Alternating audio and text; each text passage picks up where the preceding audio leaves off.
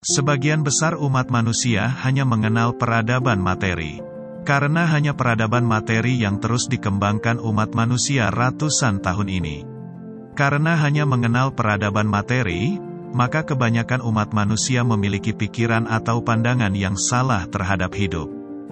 Pernahkah kita bertanya, saya hidup buat apa sebenarnya? Apa yang menjadi tenaga pendorong untuk terus hidup bagi diriku?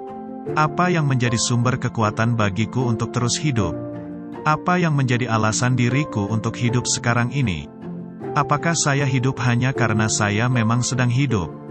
Apakah saya hidup seperti robot yang hanya menjalankan program kehidupan manusia? Jika tidak memiliki jawabannya, atau tidak mau tahu karena merasa tidak perlu tahu, toh sudah hidup. Atau jawabannya tidak sesuai dengan tujuan dari Sang Pemberi hidup. Artinya memiliki pandangan yang salah tentang hidup, sehingga hidup kehilangan cahayanya. Bagaimana supaya hidup memiliki cahaya? Sumber peradaban adalah sifat kodrati manusia yang mulia, sunya dan bahagia. Ini merupakan wujud dari martabat hidup yang agung, luhur dan suci. Memiliki peradaban mental spiritual artinya dalam setiap panca indera, setiap niat pikiran tidak lepas dari sifat kodrati diri yang mulia, sunya dan bahagia. Hidup bukan untuk numpang lewat di dunia ini, bukan hanya untuk menitipkan anak keturunan di dunia ini.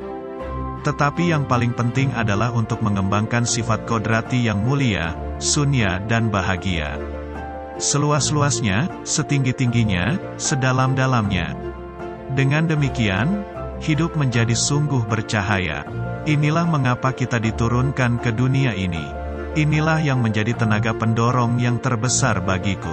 Inilah yang menjadi sumber kekuatanku. Inilah alasan mengapa saya mau hidup terus. Cara untuk menyelesaikan krisis hidup manusia secara tuntas, adalah kita harus bersama-sama menapaki jalan menuju peradaban mental spiritual, yang menembus hingga ke dalam sanubari setiap umat manusia.